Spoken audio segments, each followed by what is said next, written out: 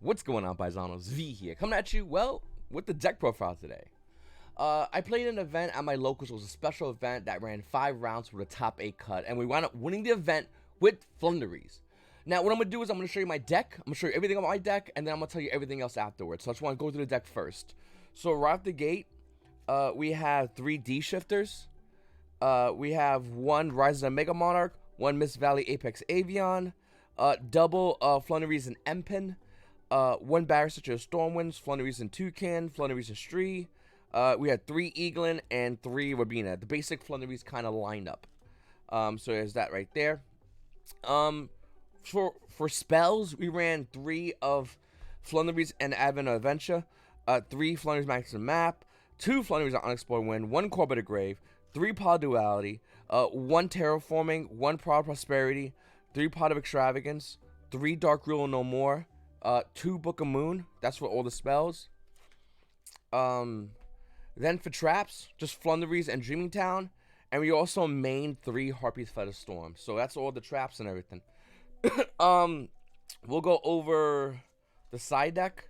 1 DD Crow, 1 D Fissure, 1 Harpy's Feather Duster, 2 Twin Twisters, 2 Mystic Minds, 2 Unending Nightmare, 3 Evenly Match, and 3 D Barrier. So that's for the side deck. For the extra deck, none of this matters. Actually started working on my my sprite deck. I would have brought sprites to this event, but everything came in at 12 and the event started at 4, so I didn't have enough time to test. So I decided to bring flundereeze, which won't be the event. But I mean, we'll just do one of these. Another set. I think I have. There's some cards that aren't even like I didn't play 2 Phoenix. I thought what other card was. I didn't play Needle Fiber. I think one of the cards was Access Code Talker. No, that one was definitely Access Code Talker, which is actually relevant in my top 8. But once again, none of this matters. My other profiles on the channel, you can figure it out from there. It's not a big deal. All right. So it was a 24. I think it was 24 players. They made 5 rounds, and we went X1 and Swiss. I just bricked one of the games. You just bricked, punted. Then we went to top 8 and we just won it out. That's simple. Why did I choose flundereeze? Well, I had flundereeze, Brandish, Skystrikers, Rytron. I had a bunch of decks. Sprites I had last second, but like I said, I didn't have enough time to playtest with it. This is actually really easy to learn in turn 1 with sprites, but after turn 1, it's insanely hard to play the deck. Really good consistently. With flundereeze, I knew how to play a deck, and I was playing a going second build. Every profile you watch online, the guy goes, he has Harpy's Feather Storm on the side, and he's like, oh yeah, this card should be banned, but that's why it's in my side deck. So I'm like, you know what? Why don't I just main this card? And I'm glad I did, because every time I flip this card on my opponent, it skips their turn. Like, it just skips their turn. That's insane. Your opponent does something, whatever. Let's say you open the Eaglin, and you have one of these set. You just flip this on your opponent, and you're like, well, there goes your turn. And then you have another chance at killing them next turn. So I really like this card a lot. I think this is a phenomenal card. Even if you're playing a going second build, I highly recommend Feather Storm. The card is really, really good. Maybe not a going second, I don't know. I think the monster lineup is pretty much the same. The only thing everyone always debates on is to play a second Stree. Stree isn't the best one, but I mean, it's better than opening Toucan. If you open Stree in a field spell, you can pop off depending on the game state. Technically, you got to find a card in the graveyard, so yeah, but I don't know. Stree's good. I only played 1, though. I was debating on playing 2. We played Took a Book of Moons. No joke. This card's insane. Like, I felt so confident today playing Book of Moon. I was playing against Sword Souls, the top 8. The guy had the fusion. No, it's the Synchro guy. I forgot his name. All the names are goofy. Chung Dong or whatever. He can't be destroyed. But if you destroy him, he like gets the banish card, and then he has that banish effect, whatever. I just Book of Mooned him. And, yeah, that's kind of cool. Seriously, the card's really good. Main 3 Dark Ruler, which I think is now at this point a staple in the meta. I think everyone kind of is on the same page with this card. I only played 2 Extravagance, 1 Prosperity. Normally you should play 3 Prosperity. I think 3 Prosperity is better than Extravagance, but I don't have the 3 Prosperities. And if I'm going to get Prosperities, I really want to get at least a second Starlight one, which hopefully I'll be getting soon. So I decided to play 2 Extravagance because I still want to keep the ratio of pot cards at 6. You can keep it as high as 8. Extravagance is a phenomenal card, though. It really did put in work today. Every time I got Ash, I was like, cool, and I just went off. Like, it's a really great card. Obviously, we played 3 dualities. Terraforming is a 4 field spell. Field spell plus almost any other Flundereeze monster is full combo, so that's what you need it. Here's something I did also that was a little bit different. I played 2 Flundereeze on Unexplored Win. This card is amazing. If you open Eaglin in this card, you're good to go. And that was my mentality for playing 2 of these. If I'm playing a mirror match at all, I'm good to go. Because this card is the best card in the mirror match. I don't care what anyone says in mirror match, this dictates the game state. This card is really also good if your hands is bad. If you open big Flundereeze monsters. One of the games I opened, I opened like, it was so bad.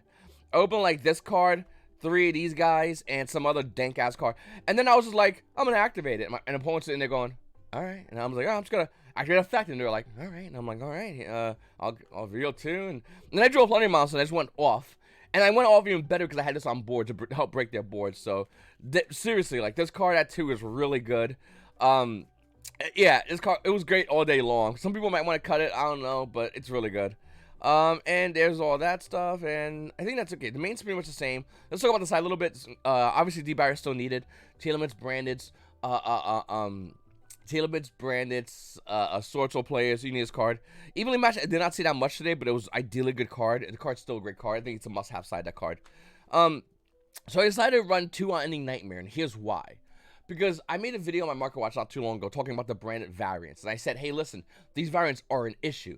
And if you're playing a card like Twin Twisters or MST or whatever you're playing, Cosmic Cyclone, Lightning Storms, if they reset that board state with even 1 floodgate, you need to now draw your side deck card to stop their main deck floodgates, in which they run at least 8 of them. So the reason why I like Unending Nightmare so much is because you break your opponent down, and I think that's really important when playing against those decks, because they can kill you quickly, but ideally they won't be able to. And then you can take advantage by activating cards like Unending Nightmare and breaking down their board state. Those hybrid variants, so it's Telements or branded Ellic featuring 8 floodgates, you're gonna need this card. And this is why I ran this card. I really like this card a lot. I wish I could play it at 3, but I had so much other background removal with the Twin Twisters, the Duster. This is all I had background removal, as well as evenly matched. So I felt like that was more than enough. I didn't want to go too crazy on it. Also, the reason why I ran Twin Twisters in the main as well, because obviously that's it's going to be your ideal go-to card when you're playing against any of those, especially your opponent flips with like an anti-spell Fragrance, which definitely does hurt this deck to a degree, so you need to get Twin Twisters in here.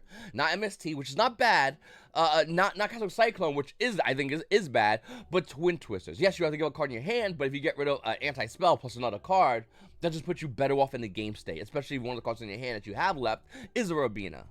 And then we play 2 Mystic Minds. Since we run Terraforming, you don't need a 3rd one. D-Fissure, this card is, even it's limited, but it was so good today. There were so many game states where I just activated this card turn 1 when I went first, and my opponent was like, welp. I'm like, yeah, it's kind of like D-Shifter, except it just stays on the board. That's what this card's like, yeah, I'm like, just like D-Shifter, it just doesn't go anywhere. You have to, like, so like, imagine a game state in which you shift your opponent, and then you just go, activate Dimensional Fissure. What are you gonna do?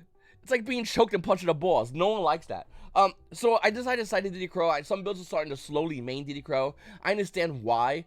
The card is good and is searchable, but the ideal search play turn 1 is not going to be DD Crow. Your ideal search play turn 1 is going to be Barrier Statue of the Stormwinds. This is what you want to do to lock your opponent out. DD Crow is to mitigate game states. Barrier Statue of Stormwinds is to shut down the current game state, or to limit the amount of plays that your opponent can have. I do think DD Crow is still a great card in certain game states, like against Telements or against Ellic. I think this card could be better than Barrier Statue of Stormwinds, depending on the circumstances of the other cards in your hand. So that was my side deck. Really liked it a lot. Really went really well. The extract really didn't matter. The only cards in the extract I went into was Link Rebo and Axis Code Talker. Everything else could have been blanks, though I did play, I played a bunch. I played like, I don't know, I played a bunch of cards. None of it really matters. Like I said, none of it matters. I think the deck's 40 or 41. It's a great deck.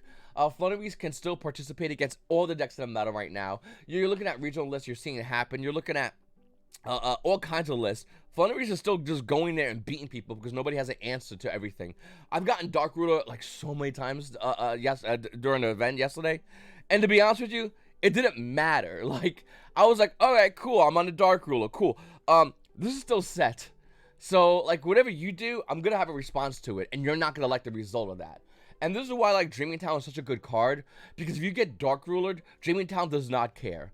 They literally have to have, like, a conjoined Harvey Filibuster and Dark Ruler, which did happen to me once, but once again, it didn't matter, because my board state was still really good, and after they broke it, I could reset it, because you're playing Flundereeze. Once you combo out turn 1, which your deck ideally wants to do, you do that every single turn. Every single turn, over and over and over again. So, whether they have the best answer, which is Harvey Filibuster, Dark Ruler no more, or they don't, you still get to do the crazy plays. And that's why I think this deck is really good, because it can recover from getting blasted, where a lot of decks in meta might have an issue with that. Flundereeze is probably one of the best decks in the game right now. So if your opponent nukes your entire board state, you just go, that's fine. Because you recover and you do everything again next turn, which I think it makes this deck really, really good. Once again, it won me the event yesterday. If I had more time, I probably would have played Sprites. I'm going to be playing Sprites moving forward. And then after Sprites, we're going to be playing Tier Limits. I'm waiting for all that stuff to come in the middle with Tier Limits. And as well as Exorcism. So we got a lot of decks to play. But Flundereeze is definitely one of the decks I love. I didn't think I was going to love this deck. I thought this deck was Cancer. It might be Cancer. I don't know. But I love this Cancer. It's good. It's a good Cancer. Anyway, Pawns, it's your boy V. I really appreciate you guys watching my videos. Make sure to hit the subscribe button. You have to hit the subscribe button already. And you guys all have a great day.